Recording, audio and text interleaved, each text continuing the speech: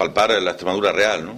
Vengo diciendo desde hace mucho tiempo que aquí hay dos Extremaduras claramente diferenciadas, una la oficial, la que nos cuentan, y otra la real, la que vive y padece los dramas, ¿no? Y en ese sentido, pues ahora es momento, lo haré hoy con UPA, la semana que viene con Asaja y con COA, para tener una visión en el momento actual de las problemáticas, para trasladarlas al Parlamento. Ese es también mi papel, mi misión como líder de la oposición en este caso, y también para construir alternativas, que siempre haremos, como hemos hecho hasta ahora y como haremos en el futuro, es plantear la crítica, pero siempre al lado de una alternativa a las políticas que se están llevando a cabo, ¿no? Pero cuando hemos querido que hubiera en el Parlamento una comisión de investigación para valorar por qué razón se ha producido el daño que se ha producido, ya saben ustedes que la respuesta ha sido que no, que por lo visto el gobierno de Extremadura no tiene nada que ver con la agricultura.